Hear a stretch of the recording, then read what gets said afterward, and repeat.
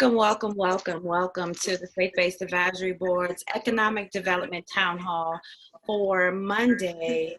I have to get my dates together. Today is Monday, September 14th. Yes. We're going to just give people a few moments to join us on today. The information that you hear will be extremely impactful and vital for the residents of Prince George's County. However, if you are joining us from the DMV area, I do believe that you will hear information that will be beneficial for you as well. So please be sure to share this on your pages. We have some great professionals that will share their wisdom and their expertise over the next hour.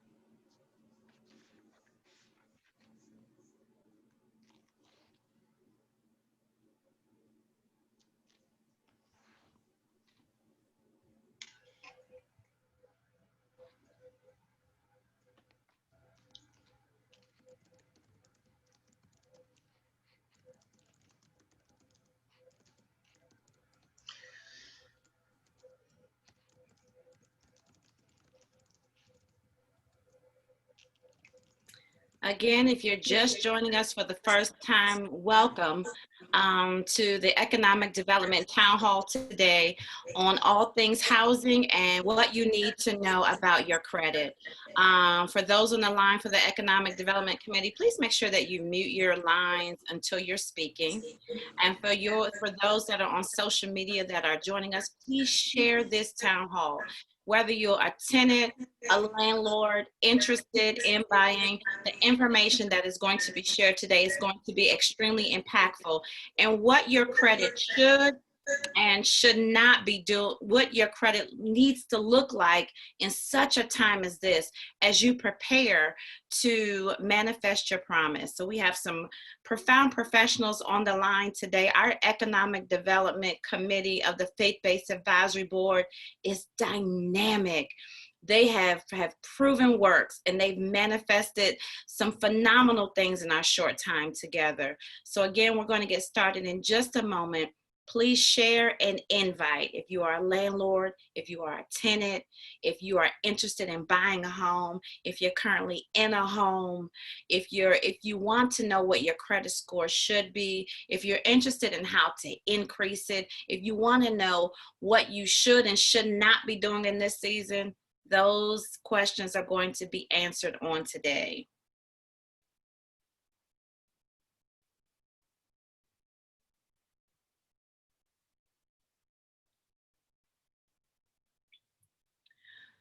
Well, team, without further ado, we are going to get started. My name is Lady Nakia Wright. I am the chair of the Faith-Based Advisory Board for Prince George's County. It is overseen by our overseer, Reverend Charles McNeil. Thank you so very much, sir, for being a trailblazer in this time. This board has led us down some unlived through moments. And not only have we been in it together in the trenches, we are surviving and thriving in the midst of chaos. We have provided answers to things that we had questions for, and it's been an honor to join him on the journey. Shout out to our co-chair who's over the Economic Development Committee, who I'll be introducing in just a moment, Dr. Sharon Anderson. She's also the CEO of KCG Consulting, and she is, let me tell you something, she is the one to know.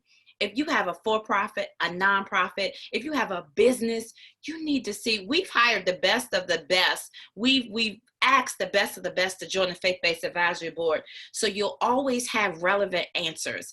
And while we are members of the board, we are successful in our own right. So you will often hear me talk about her business, KCG Consulting, because it is an answer for so many people. And the Economic Development Committee is birthed out of topics that her business handles on a day-to-day basis. So if you're hearing anything that you hear today, If you want more information on, please be sure to contact Dr. Sharon Anderson. Her information will be in the comment section, and you will not regret that you did. Also, shout out to, shout out. We're talking about our county executive. Let me use another word. Let me give high accolades to a phenomenal woman who's running Prince George's County, our county executive, Angela Alsobrooks. We salute you. We applaud you. We are behind you, pushing you to greatness. You have been a true trailblazer. You have been a true answer. You have been what our county needed in a time of a pandemic, in a time of political unrest, in a time where racism is still here in the earth. You have been an answer. You have been loud, and you have been present. Angela Alsobrooks, as the chair of the Faith-Based Advisory Board, as a lifelong resident of Prince George's County, I salute you today. And I simply say, thank you. You have been doing a remarkable work. And we just want you to know, as a board, we see you. Keep up the great work. Today, as I mentioned, the Economic Development Committee is put on a town hall, and they are going to be discussing all things housing, all things credit, what you need to know, what you shouldn't know, what your rights are, what you should not be doing, the areas that we need to improve on. And you can't have the good without the bad. So I'm grateful that they put together an agenda that will discuss all of it today. Just before we get started, I'll just go through a few announcements. If you're joining us via the Faith-Based Advisory Board page, thank you. If you're watching this from a watch party for someone else's page, can you please be sure to like the Faith-Based Advisory Board page? This is where we're the place where we try to put all of the relevant information that's going on in the county that we think that you should know. So please follow us on both Instagram, on Facebook. If you miss any of the town halls that we've been doing, please be sure to go over to our YouTube page. We are getting it. We have Facebook, Instagram, and YouTube. You can catch everything from our risk management seminar that we did on reopening the churches to our mental health town halls that we've been doing with the board. When you're living through times that we've never lived through before, how's your mind?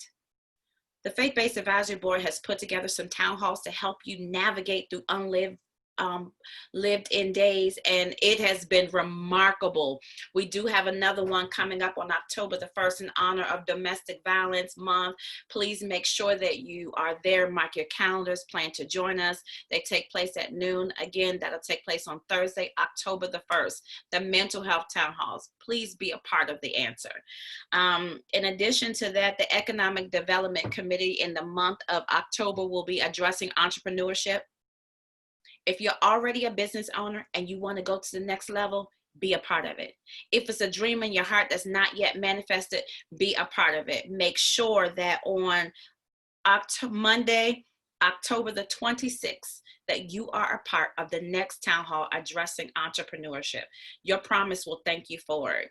And if you are a registered voter in Prince George's County, please be sure to go to the polls on November the 3rd. Now is a time where your vote matters. We cannot sit by the sidelines and say, my vote does not matter. The system is rigged. I'm not going to do it. Listen, if you don't vote, you can't complain. If you don't vote, you can't talk about the system. Be a part of change. Go knowing that my vote matters. Go knowing that my vote has an opportunity to make a difference in the county, the state, the country that I live in. Go knowing that the people behind you will benefit from your moment at the polls. So November the 3rd, please be sure to vote. If you're not a registered voter, it's not too late. You have until October the 13th to register to vote. If you have never voted before, please make sure this year that you vote. The last election, while I do believe that this was a moment that God ordained, however, the last election was so easily won because we didn't show up. Many of us felt like the candidate of our choice wasn't in the running, so we did not vote. Listen, we only have two options, Biden or Trump. That is it. There is no perfect candidate. but choose the one who has more of our hearts and our interests and the sake of our land in their hands. Just when you go to the polls, just think about legacies behind you and what they will have to fight or not fight based off of your vote. So, and the census, September 30th is the deadline for the census. I'm going to talk to my Prince George's County residents because this is where I live, work, and worship. Prince George's County, over $300 million was lost because 10 years ago, we did not complete our census. Currently, we are at 65%. We need to be at 85% in order for us to have better opportunities as far as education, as far as public safety, as far as our roads, our infrastructure. Listen, so much of the money that's allocated in our county depends on the residents of this county completing their census. Not only complete your census, but push your family members, your friends, and your coworkers to complete their census. Now is the time. We always say Prince George's County does not have great places to shop, or Prince George's County does not have the restaurants that we want to go to. We have to go to other counties in order to enjoy fine dining. I want you to know that they look at our census data when they determine whether or not this is a county that they want to put their business in. So please be sure to complete your census by September 30th. Enough of the announcements. We got all of that out the way. So I can bring forth to you, not only is she the co-chair of the Faith-Based Advisory Board, not only is she the CEO of a thriving corporation, KCG Consulting, not only is she a professor who teaches at Harvard, and she's taught at Howard Law and GW. I mean, the list goes on and on and on.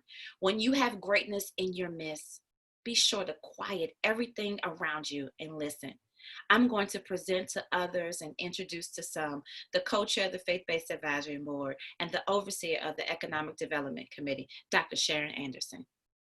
Amen. Amen. Thank you so much, Lady Wright. Such a phenomenal woman of God, and really has been a trailblazer and a leader for us in this space and time, and particularly during this pandemic. The wisdom that God has given you to help us navigate in so many areas has been just unmatched. And so we thank God for you and everything that you do, and your yes, and everything that you put your hands to has just blossomed in this area. And we just pray for you and know that it will continue. Know that it will continue.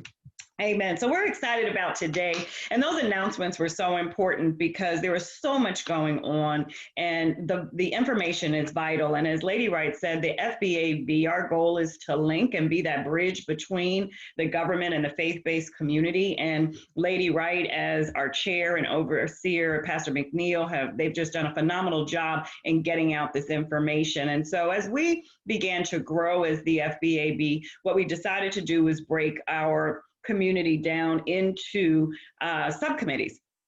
Because there was so much information that we know that we needed to get to you and obviously be that bridge. And so I'm honored to be the overseer of the Economic Development Committee. And I have some great partners with me. I have Pastor Rudolph Brooks, and Pastor Brooks is the pastor of Kingdom Tabernacle of Refuge Ministries. And he has really played a major role. That's Pastor Chapman, right? Sorry. Pastor Brooks is New Beginnings. Or was that right? I'm sorry. Which one? Can you? You're right. Kingdom. He's Kingdom. I was right. Your Kingdom. Sorry. So Pastor Brooks, Kingdom Tabernacle of Refuge Ministries. He has been vital in giving us direction for our economic subcommittee. And Pastor Chapman, who is the executive director of UCAP, he has been vital in making sure that we stay on task for anything related to small business and housing and economic development, and everything that you need to know for pastors in this time, certainly during this pandemic, but certainly even as we think about after this and transitioning out. So our mission of the Economic Development Subcommittee is to empower and educate faith-based leaders with knowledge and strategies that foster a mindset and promotes and inspires wealth creation. wealth creation. We want to protect wealth. We want to maintain wealth. And we know that indeed home ownership is one of the ways to do that. So our first town hall really talked about how do we protect ourselves when we're going through this pandemic. We know that evictions were coming up and the moratorium was expiring. And so as Lady Wright told us, we had over 1,900 viewers just to get the information about how to protect yourself against an eviction, what to do, but not from just the tenant side, because we know that homeowners and building owners have issues as well. We gave you balanced information, whether you were an owner or whether you were a tenant, on what to do to protect yourself and how to walk through that. And so since we talked about evictions, we thought that this next town hall that we're doing today would be talking about housing opportunities. What does the market look like? So if you are in the market and you're interested in getting a home or buying a home, is that still viable during the pandemic? If you're leasing a home and you're still struggling with that, how could you appropriately transition out? If you are looking for affordable housing and you're a single mother or a single father, are there opportunities out there? Today, we want to talk opportunity. And we have a dynamic panel to talk about opportunities for housing, whether it be affordable or whether it be market. And then lastly, our own Pastor Rudolph Brooks, he's going to talk about understanding credit, because none of this is possible if you don't start working on your credit. And this is a prime opportunity during this pandemic to do that. So we have a great panel with us. Again, our own Pastor Brooks and Pastor Chapman. They're going to moderate a little bit. And we also have with us today one of the moguls of the DMV, Dr. Lynn Holland, as I call her, who is going to talk about housing and the market and what's actually going on in the market today. And just to let you know a little bit about Dr. Lynn, if you don't know that, Dr. Lynn Holland has been an entrepreneur and a real estate investor since 1992. After purchasing her first commercial property in 1998 under her father's close watch, she knew that real estate was her passion. And so now she has over 30 years, listen to me well, 30 years of buying and selling residential and commercial real estate property. And she has been phenomenally successful. What drew me to Dr. Lynn was this. In 2017, in addition to expanding her brand to over 10 states, and that's probably more than that now. I think she's in more than that now, she'll tell you. But she has a passion for this. She has a passion for ensuring that people have the access to owning a home. She understands what generational wealth means. And so she started this initiative way back when, and I'm going to let her talk about it, but it's called 100 Families, 100 Homes Initiative. And under that sponsorship for many years, her goal has been for whoever is interested in owning a home to make sure that they accomplish that dream and accomplish that goal. That goal. And so for people who might be struggling to maintain their home, Dr. Lynn can help you. For people that are owning homes and might have someone renting and are struggling with how to make sure all that works during this pandemic, Dr. Lynn can help you. For those that are in this pandemic and have this dream and they felt that that dream was expired because of the pandemic, but you still want to own a home, Dr. Lynn can help you. So we thank God for you, Dr. Holland, for being on this line, and welcome to the Faith Based Advisory Group Town Hall.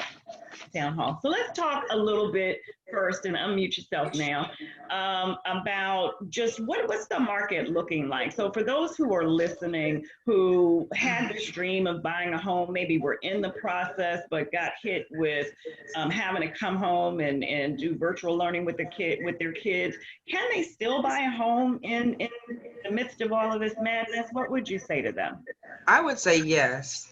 And thanks for having me. I would say yes. Shockingly enough, this market has been amazing for a couple of reasons. The interest rates are still extremely low, down in like the 2% rate. So we're seeing 2.5, 2.99% interest rate on mortgage loans for 30-year mortgage loans under FHA. So you have the low interest rate, plus we have low inventory because people are buying houses so quickly just because the rates are so low. So we're seeing houses sitting on the market maybe 6 or 7 days with multiple offers. I have a team of agents, and just in showing homes, you may see 25 cars just lined up, just waiting to get in one particular home. And so we're not submitting offers, actually, we're doing bidding.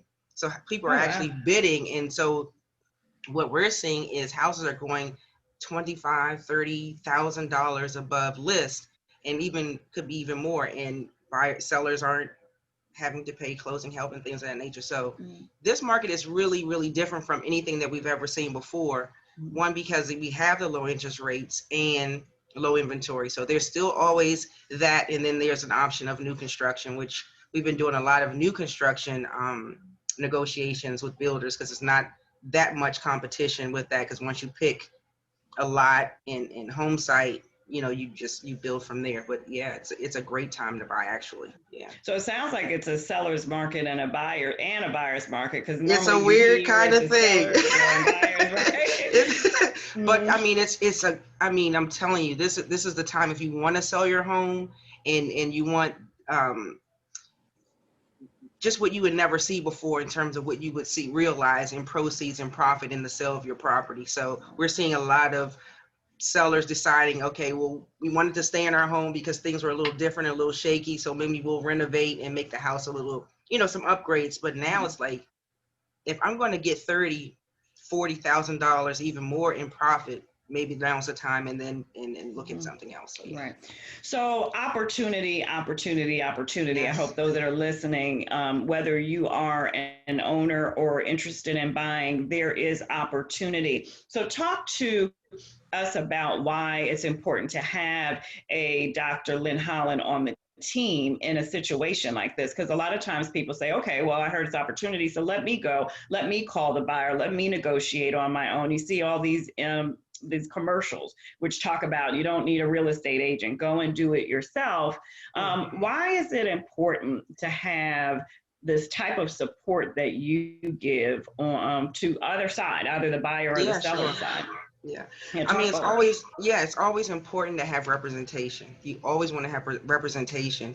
One, because there are different guidelines, different levels, and first of all, contractually, you want to make sure that everyone knows what they are obligated to under a contract agreement. And whether it's state level, whether it's with the real estate commission, just rules that protect you as the consumer.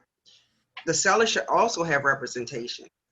There are situations where people want to represent themselves, whether it's for sale by owner or things like that. But I always recommend you have some kind of guidance.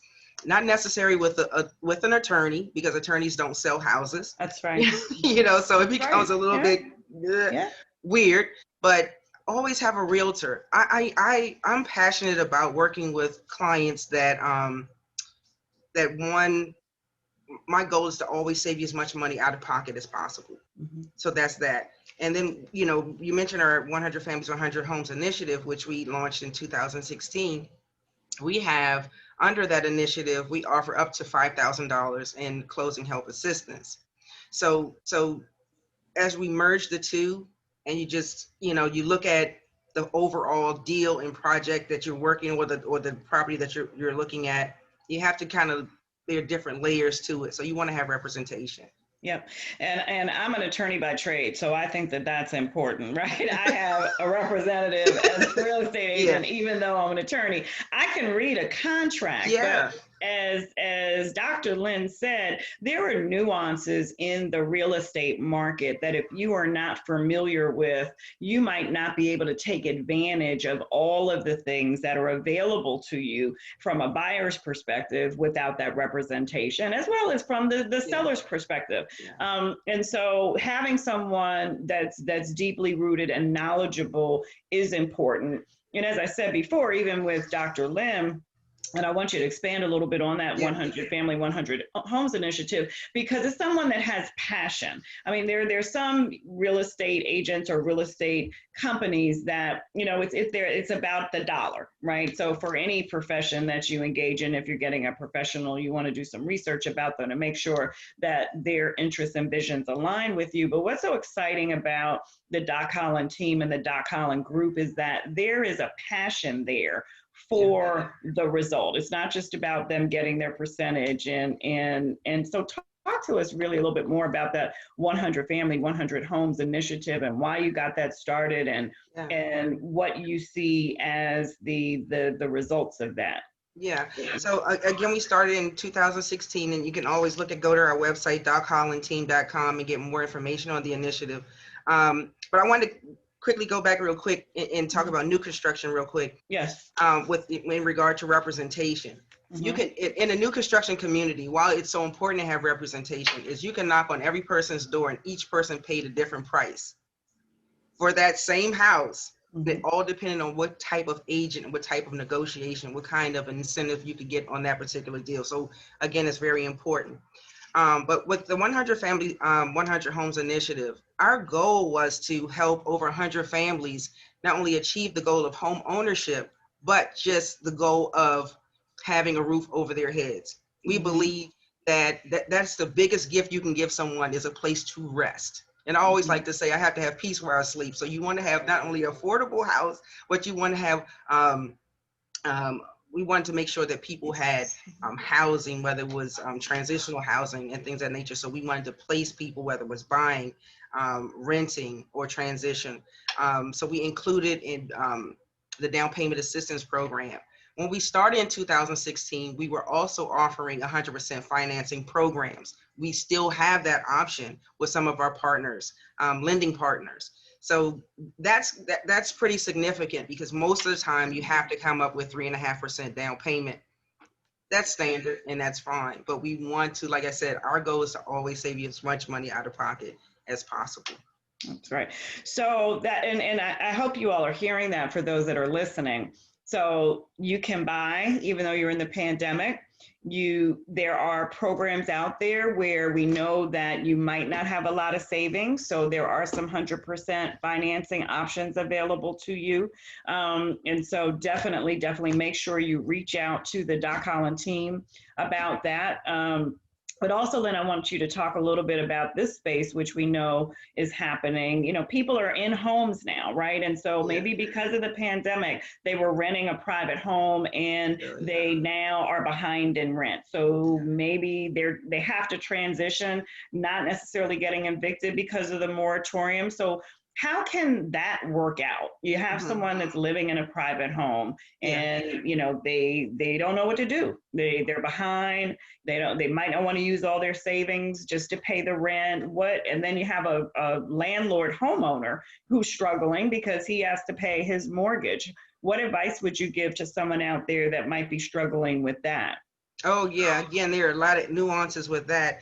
And that's a heavy question, because I think what we should do as real estate professionals is to encourage the tenant to communicate. It's all about communication. Communicate with that landlord. If the landlord is able to do any kind of modification or forbearance, which is what a lot of the lenders are offering, is whether it's a 3-month, and I think now they're extending to a 6-month forbearance agreement, is to pass that opportunity or that savings off to the tenant. The tenant should always be in communication to whether they work out a payment plan or payment arrangement. 9 times out of 10 or 10 times out of 10, we have like over 50 million people unemployed. So a lot of folks are getting unemployment. So if you have that unemployment income coming in, negotiate with your landlord to make a payment arrangement. You may not be able to pay, let's say your rent is $2,000. You may not be able to pay the full $2,000, but you can do $1,000. And then, work out maybe some payments on the difference. If your landlord is okay with that, then that's a good marriage. If the landlord is like, listen, this is just not my thing, I just want my rent, then you also have an opportunity to work out something where you say, okay, well, I know I owe you X amount of dollars. let me transition into another house that's more affordable. Then they would call the Doc Holland team or representation. We would help with relocation. But really, honestly, it's about communication and communicating. It's like, don't avoid the inevitable. Have the conversation. Let's just be grown-ups and respect the situation because they still have a mortgage. And I know that some of our panelists are going to be talking about credit. That's a really big issue. But the good news is, through the pandemic, they are also halting any negative reporting on your credit. So there's also that to help you transition. So things should not be reporting negatively. They should be also working with all of their creditors along the way. Perfect. So that's just this great information. And what I understand as an attorney, sometimes you have clients who are just so overwhelmed that they kind of put their head in the sand and they just want it to go away. Yeah. And as a result, things are piling. And then it becomes even worse. And so one thing that I know that the Doc Holland team does, if you're in that situation and you're looking at transition, they are so good at helping you to develop a plan. Yes. Based on your income, to communicate with your landlord about transitioning, to communicate with your landlord about how to negotiate something that's less than what your current lease requires you to pay, so that you can transition and transition with integrity. Yes. And that's so important. And so for those who might feeling helpless in that situation, the Doc Holland team is a great resource that will allow you to clear your head and clear your mind and actually think of viable ways to either remain in the property that you're in and or transition out. And certainly the Doc Holland team is phenomenal in helping you if you have the finances and the credit during this time to purchase a home, build a new home. The sky's the limit because God is just that good. Amen. Amen. So anything else you want to add, Doc Holland? Yes, I do want to just say this piece. I was just, while you were speaking, since there's a moratorium on evictions and the courts are still closed, now is the time. Now is the time to, yes, talk to your landlord. Landlords, talk to your tenants, because it's not like you can throw anybody out because you have to have a court order to do evictions. So work together in this time because, you hear it all the time. We're in this together. That's a fact. And hearing Dr. Fauci just said, has been saying for the last couple of weeks, we may have to hunker down again. They may have another where they start to shut down things again. So you want to continue to have the open dialogue and build that relationship with your landlord. It's so important. So with that said, just check us out on dochollandteam.com. We're always available. Amen. Well, thank you. Such a great resource and a proven resource, and operates in integrity and really can get it done. Sometimes people promote, they can't get it done. Know for sure that the Doc Holland team can get it done. And thank you for your yes and everything that you do for the kingdom. Because we are blessed by it and we appreciate you. So we're going to pivot a little bit now. I know, Doc Holland, you have a closing to go to, so if you can stay with us, that would be great. If you do have questions and Dr. Lynn has to leave, please put it in the chat. We will make sure that we get those questions to you. And again, dochollandteam.com, you can contact her directly. But thank you so much for your time today. So we're going to pivot now a little bit and talk about affordable housing.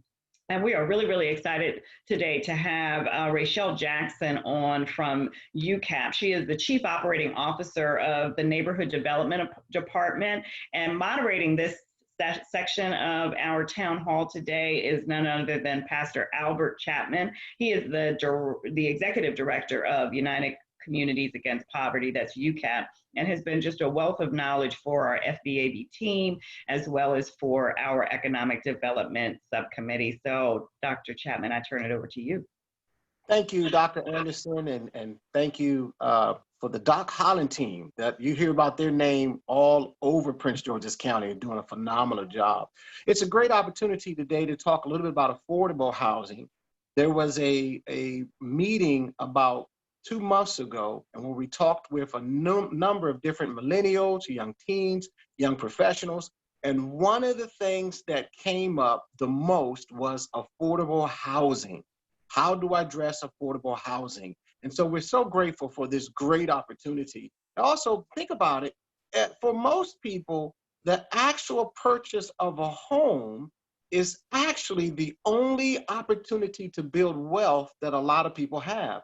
And so this is a great opportunity to take a look at affordable housing. And we're so grateful for Ms. Rochelle Jackson from United Communities Against Poverty to join us and to help talk to us a little bit about affordable housing. It's also great because this lets us know that this is, even though the pandemic is here, things are still happening. Things are still happening right now, not just in the nonprofit world or the health industry, but also in the world of affordable housing and purchasing homes. And so, Rochelle Jackson, we first of all want to just thank you for joining us this morning. And we're so grateful that they keep calling me the executive director, so I'm going to go down and sign up. But I'm so blessed to be the board of I'm one of the board members on the committee. But today we have one of the persons who really, she developed this program and actually helped us to understand the importance of providing affordable housing to low income as well as moderate income housing for people, the citizens here in Prince George County. So Rochelle Jackson, what I'm gonna do first of all is I want you just to quickly introduce yourself and tell us a little bit about that program there at UCAP. Rochelle Jackson. I'm the Chief Operating Officer for United Communities Against Poverty, and we are the Community Action Agency for Prince George's County.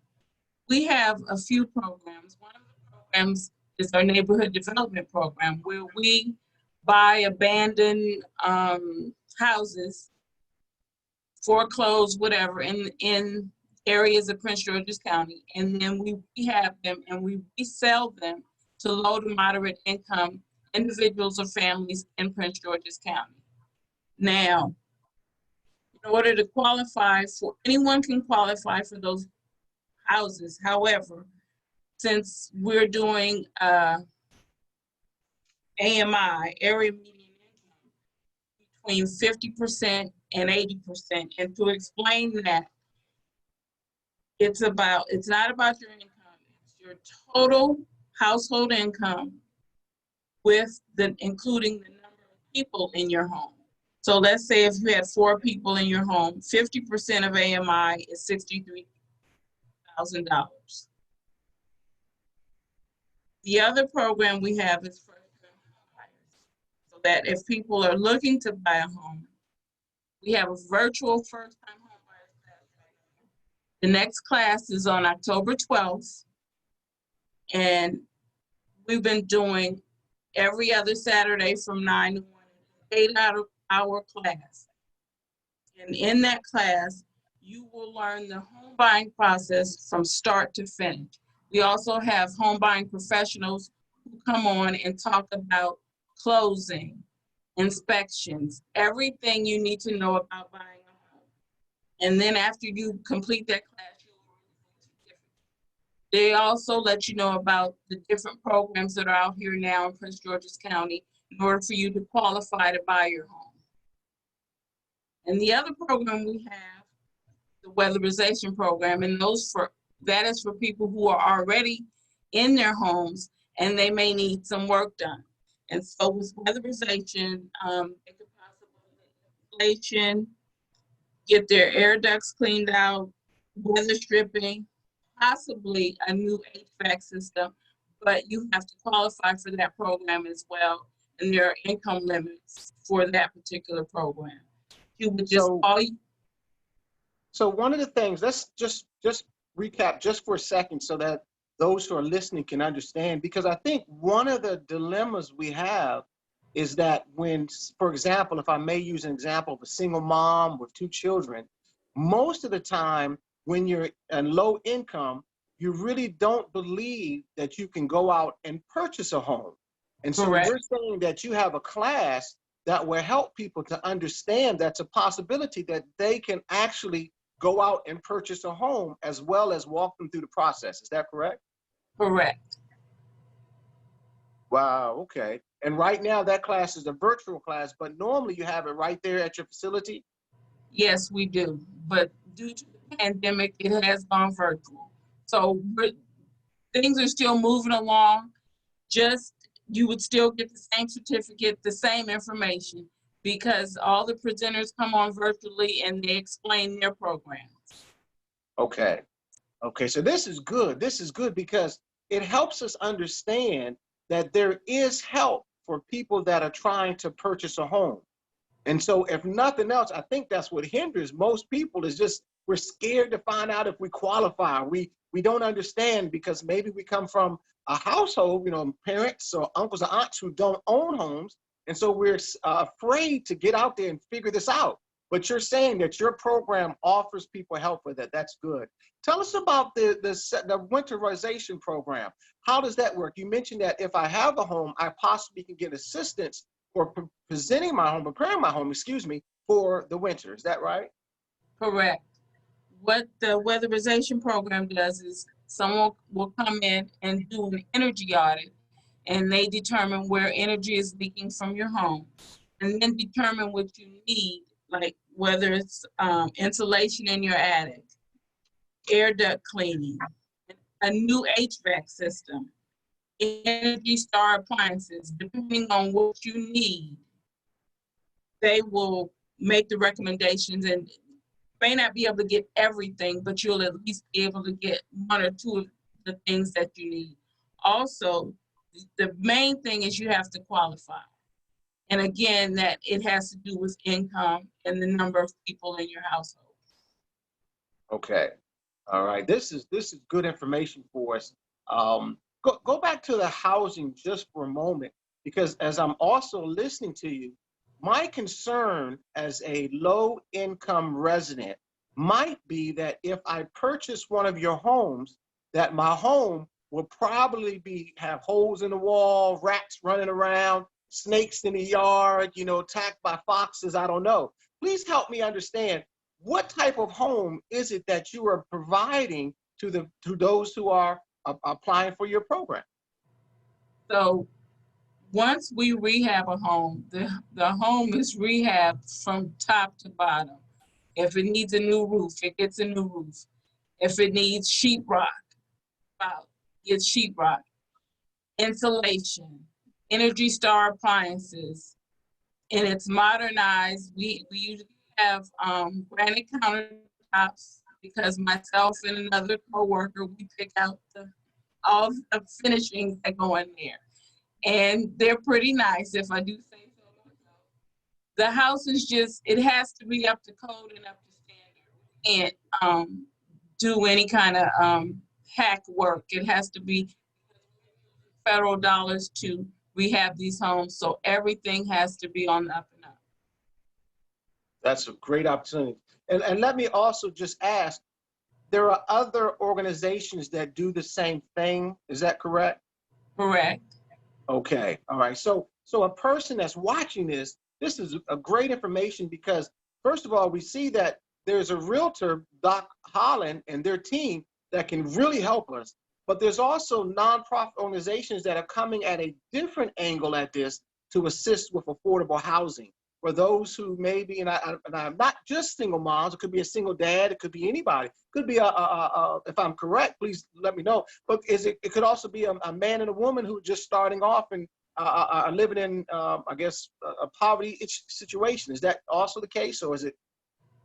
That's correct. For instance, 50% of AMI for one person, the income is $44,100.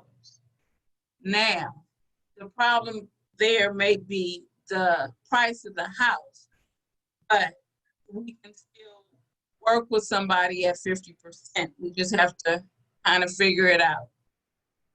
We had, a while back, we had a young lady who was a school teacher, I think, or I don't even think she was a teacher. She may have been an assistant. And I think she made, at the time, around $36,000.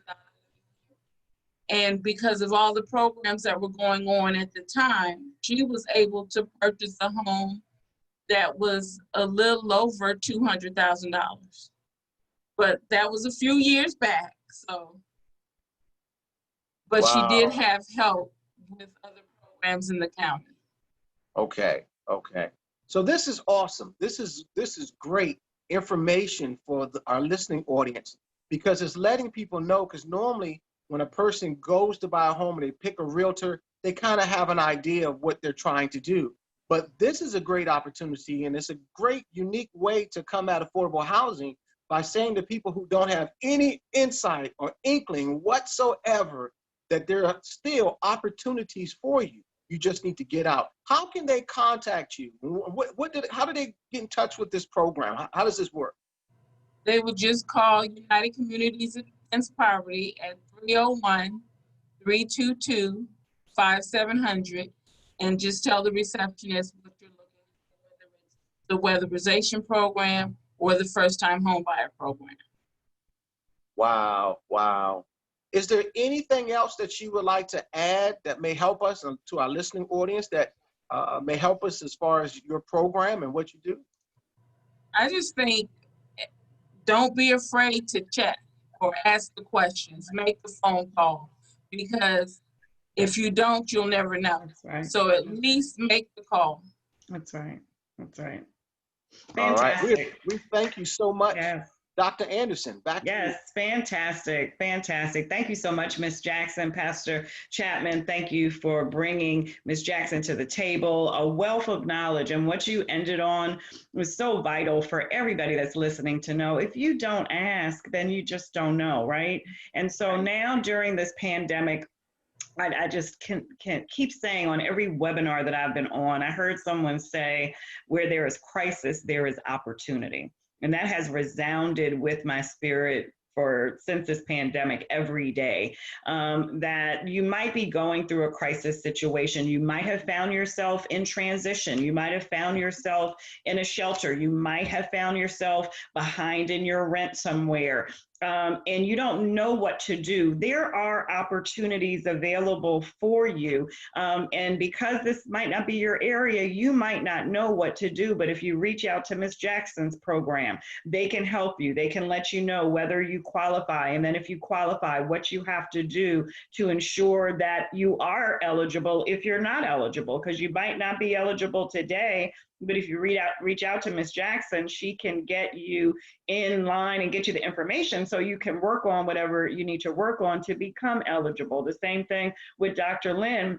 And the reason why these young ladies are so phenomenal is that they're not just giving you the information. When you call them, they give you solutions. So again, you might not be eligible today, but what do you need to do and take care of in order to become eligible? And so I thank you very much, Ms. Jackson, Pastor Chapman, for that vital information. It was phenomenal.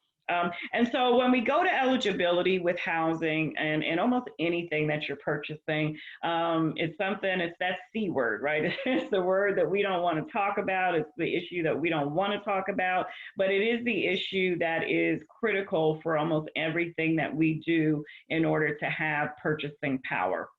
And so we have our own Pastor Brooks that's going to talk to us today about understanding credit and what it means. And one thing I think you heard and should be resounding in your ear is what Dr. Lynn said. She said right now credit reporting agencies should not be reporting anything negative.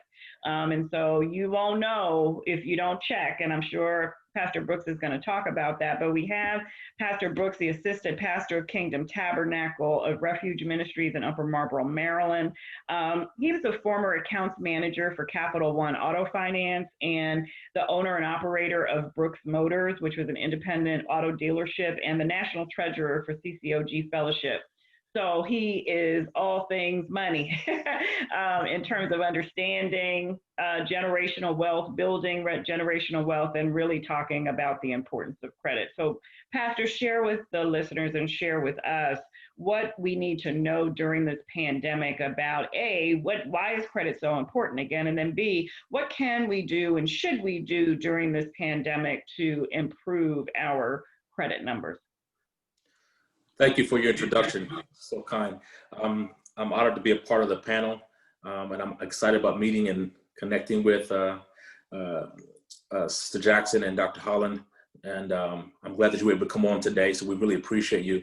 We talked about the passion of the Doc Holland Group, and I similarly have a passion for helping, educating, empowering people to be able to make sound decisions and not just default into situations.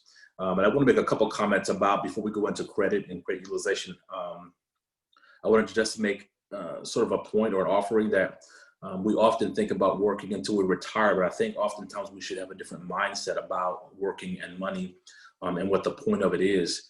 And so I would suggest, at least in my mindset, you should only work long enough until you have enough money that it can work for you. So we also need to understand that every dollar that we make is a worker for us. And so sometimes we kill our workers, sometimes we eat our workers, sometimes we throw our workers away with things that we don't need. But we need to understand that every dollar that comes into our hand will do what we tell it to do. So having said that, we should also understand the difference between an asset and a liability. Oftentimes we spend the majority of our income on liabilities, things that do not appreciate, things that are worth less tomorrow than what we paid today. And so you pay $1,000 for something today, and tomorrow it's only worth $800 or $700. So now you have a liability, something that's working against you, versus an asset, which is something like a house that we're talking about today. And generally, when you purchase a house, it will appreciate, so that you don't just get a house to live in, but you get an asset that will gain value. So you've purchased it for, I'm just going to use a general number, $100,000, and you've lived in it for 10 years making the mortgage payment, and now maybe you owe $60,000 or $65,000, but the house is maybe worth $150,000. So now you have more wealth at your hand because the house has appreciated.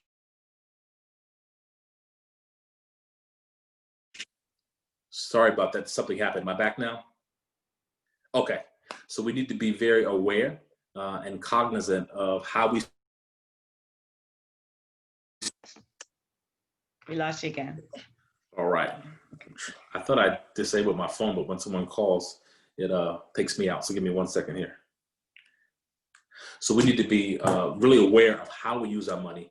And I'm of the school of thought that we should have a plan for every dollar that we have. So when you enter the month, you should know approximately what money you're going to be making. So you should allocate that money and not make decisions, in the Louis Vuitton store or make decisions in the grocery store. You've already decided what your disposable income is and what you allocate for yourself to do with what you want.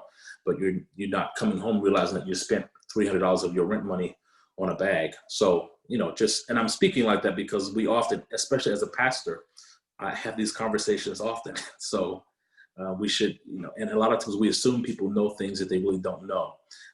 And we assume people making bad decisions when they're making decisions for lack of information. So having said all that, we're talking about credit, and credit is important because credit is used in the decision process as you qualify for what you want to purchase, whether it be a house, a car, whether you want to get a credit card. And discrimination is a bad word, especially in this climate, but your credit is legal and tangible discrimination. So people look at your credit to determine whether they will lend you credit, whether they will qualify you for a purchase, but not only that, how much interest that you will have to pay. And so a lot of times we are behind the ball because for the same house, because we don't understand credit, our counterparts who have generational wealth are paying maybe 1% to 2% for interest, and we're paying 5% to 6%, which means we're paying a lot more for the same house, which is actually discrimination, but it's based on your credit and the pattern that you've established under your name. So it's legal, and that's sort of the custom and the standard. There are 3 credit reporting bureaus: TransUnion, Equifax, and Experian, and they track information. So they track information on your purchases, whether it be installment credit or revolving credit. They also track public records. So if you have a judgment, a lien, bankruptcy, child support that's against you that you owe, they track all that information. They also track your address and where you say you live. That's why oftentimes there'll be a flag if you apply for something and use a different address. Oftentimes people use different addresses, but they actually track the last applications, what address you use, how long you said you lived there. So all those things are important. There is a difference between your credit history and your credit score. So a lot of times when you're buying a house, they'll make inquiry and pull your credit. Sometimes some banks will use one credit bureau, and sometimes they'll do a tri-merge. They'll use all three bureaus to get all the information. And so when you're negotiating, you need to understand what information is listed on each of your credit bureaus, and you need to understand which bureau they're going to pull.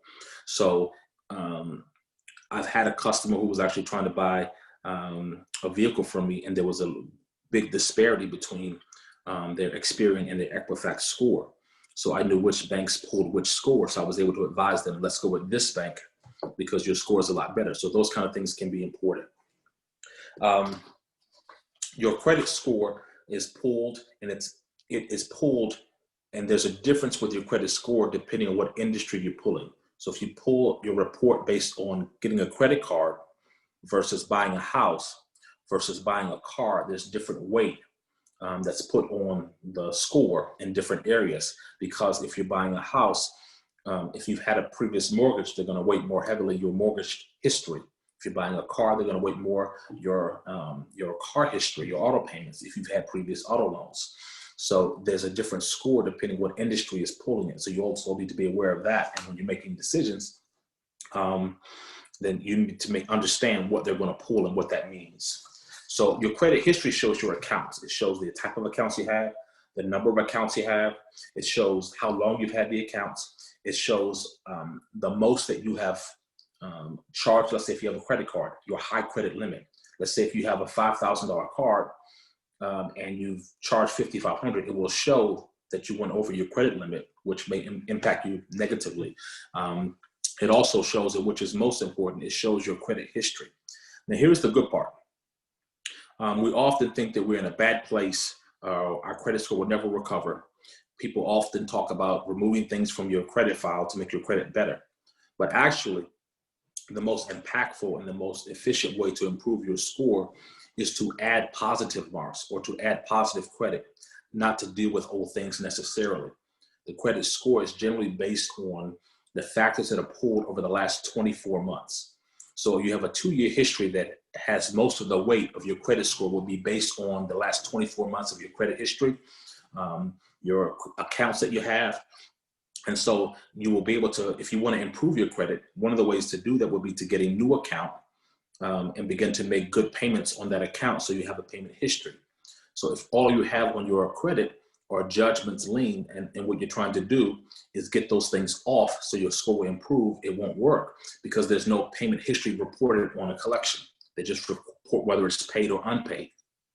And oftentimes, if the collection is old, it will not be impacting your score, but if you pay it, it will revive it, and now it will be a new report of a collection. It will take your score down negatively. So credit is important, but knowing what to do to get the desired result is important. So I'm going to break a couple things down. There are 2 different scores that I'm aware of.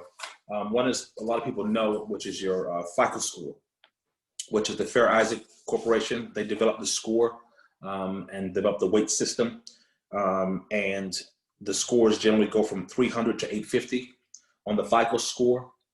Similarly, the Vantage score, they go from 300 to 850 as well, but the weighting is a little bit different. So the factors that affect your credit score are your payment history, like I said, the credit utilization. I'm going to circle back to that in just a moment.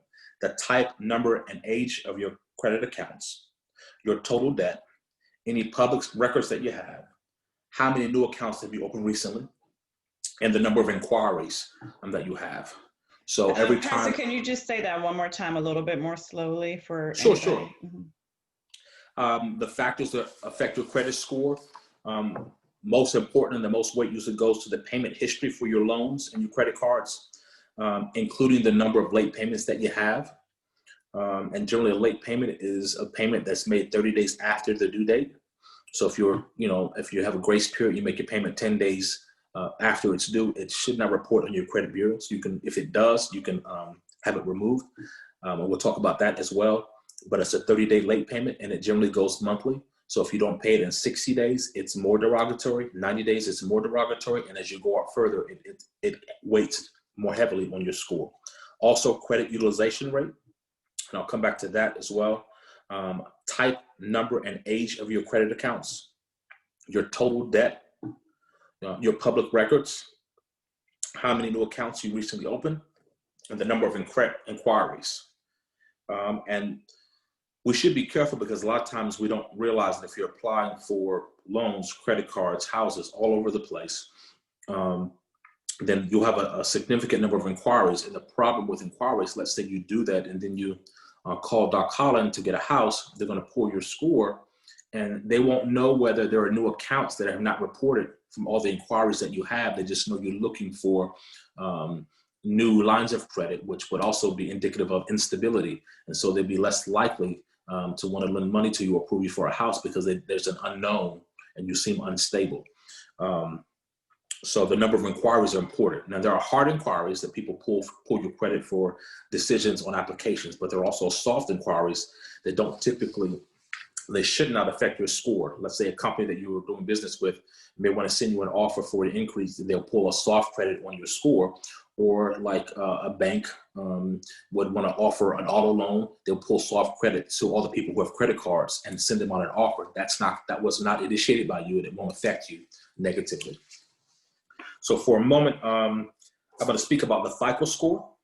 And Pastor, we have probably about 5 more minutes. So maybe, because it's 1:07. So Okay. It's great information. Absolutely. And what we want to do even more specifically is drive them back to your company if they have questions about credit and want assistance with credit repair, but maybe take, the top 2 of those that you mentioned and explain those in more detail. And then anybody that is interested in coming to you for more information, let's let them know how they can reach you. Thank you for that, because I can just go on. I know, I understand. I do. So your payment history. So this is huge because most of the weight on your score is going to be based on your credit history. And so if you have a mortgage, you never want to pay your mortgage late because the thought is that you can't live in your car. You can, if your credit card goes bad, it won't affect your life negatively. But if you're making your mortgage payment late, it means you're in huge trouble. So most people will pay everything else. I'm going to pay their mortgage before they pay anything else, or they should. So your payment history is a huge factor in your credit score. And I wanted to go over that. I'll cover that, and then I'll go back to the credit utilization, and then I'll close there. For the FICO score, where are we here? For the FICO score, they use your payment history. Also, let me circle back for just a moment and talk about the credit utilization. Your credit utilization is typically with your revolving accounts. Your credit utilization will be the amount that you owe on the card versus the highest or your limit on the card. And so if you have a $1,000 credit card, they say you don't want to go over 50%, but I typically don't like to advise people to go over 30% of what you owe. So meaning that whatever you owe on the card, if you divide that by the balance, that'll give you a percentage, and that percentage should be at or below 30% to give a favorable, so it's not reporting negatively that you're overutilizing your credit. Sometimes we have 5 different credit cards. Let's say they all have a $1,000 limit. And so what a lot of people will do is say, well, I don't want to use my credit cards, I'll just use one. And so you charge the one up to 1,000. Now what you've done is you have a 100% utilization of that card, which will lower your score, versus if you put $200 on each of the cards, you'd have a 20% utilization for each of the cards, and your score would go up. So a lot of times we don't understand that. And I also wanted to say, with utilization of credit, a lot of times people will have accounts for a long time and they say they don't use it, and they close the account. That will affect you negatively, because if you had an account in good standing that you make good payments on for a long period of time, you shouldn't close the account if you want your score to go up. So that's important as well. That's great. That's great. Just a wealth of knowledge, a wealth of knowledge. We could do a webinar just on understanding your credit. And I have never heard anybody break down credit that clearly and that succinctly at a level that just everybody could understand. And I wish we had another hour to go on because, again, this is something that everyone needs to know. Unfortunately, I think in the African American community, we were not taught it well. We did not understand it. And so we suffer, and the Bible says we suffer for lack of knowledge. And so again, this in crisis, there is opportunity. And so now that we're home, we're not hanging out as much. We were spending a lot of time on our computers. We can take advantage of webinars. We can take advantage of educational opportunities such as this. Please take the time to understand your credit. And again, I think often either we don't understand it, so we don't know how it's being utilized. We don't check it, and therefore we don't know what's going on with it. So when we do go to make a purchase, we're in the dark, and then we wonder why we can't go forward because we've never checked it. And then thirdly, if there is something that's negative, well, how can I repair it? What is it that I need to do? One of the things that I think that came out so clearly is for every different sector of the FICO score is a very different way that you would actually repair your credit. And then it depends upon what your goal is. So are you hitting payment history because of you're trying to buy a house? Are you hitting payment utilization because you're trying to, it just all depends upon what your overall goals are. And so if you don't know, and again, we suffer from lack of knowledge. Instead of trying to do it, instead of going online and connecting with someone that you don't know, connect with experts. Amen. Connect with experts. And Pastor Brooks, we thank you for that expertise. Can you tell the listeners how to reach you so that if they do want some assistance with this, they can give you a call? My email for the company is rbrooksmotors@gmail.com. My business phone number is 202-465-5900. So you can contact me either way, and me or one of my staff will get back to you properly.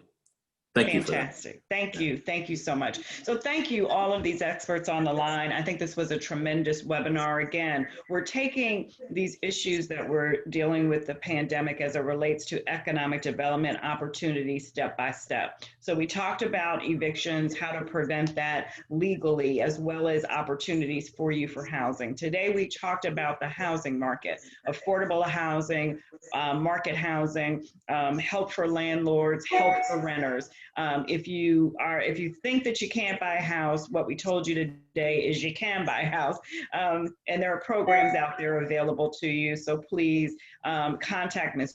Jackson, contact Doc Holland, and certainly Pastor Brooks if you need some information about how to repair your credit. But thank you all, everyone for coming on today. And Pastor Chapman, always thank you, and Pastor Brooks, thank you for your leadership. And so I will turn it over to our phenomenal chair of FDAB, who makes all of this happen. Lady Wright, do you want to close us out? Team, I want to just reiterate the words of Dr. Sharon Anderson. Phenomenal town hall. Thank you so much. So beneficial. What I would like to ask each of the presenters, if you're able to provide us with a one-pager of some sort of some of the information you shared today, we would love to put this information on our site. It was so much information. I just want people to make sure they get it. I mean, Pastor Brooks, you told me things about my credit score, the credit process that I should have known that I did not know, and how many of us feel the exact same way. Mrs. Jackson, listen, you all are offering us an opportunity to come out of a pandemic better than what we've been in. You can buy a house in the midst of a pandemic. Listen, Doc Holland, thank you so much for your team. Can you put a bid in on a house for me? Your track record is good. Come on, work with me, Doc Holland. Work with me. Thanks, ma'am. Thank you. Phenomenal, vital, necessary information was shared today. I would ask if you all can provide us with just a one-pager of some of the information that you shared today. The masses need to hear what it is that you all shared, because Prince George's County is a thriving county, and while promises are dying every day, yours do not have to be one of them. So thank you, Dr. Anderson, for your team just doing work that everyone needs to hear. You are important, you are vital, and the information you provided is necessary. We made some announcements at the beginning. I'm just going to briefly go over them, and then we're going to conclude this moment. Make sure you complete your census. The deadline to complete the census is September 30th. Make sure you and everyone that you are connected to completes their census. Make sure if you're not a registered voter, please make sure you do so by October the 13th. Make sure that you plan to bring people to the polls on November the 3rd. If you do not want to go to the polls, be sure to order your vote by mail ballot. It is not going to come to you. My Election 2020, go to that site and order your mail-in ballot so you don't have to go to the polls.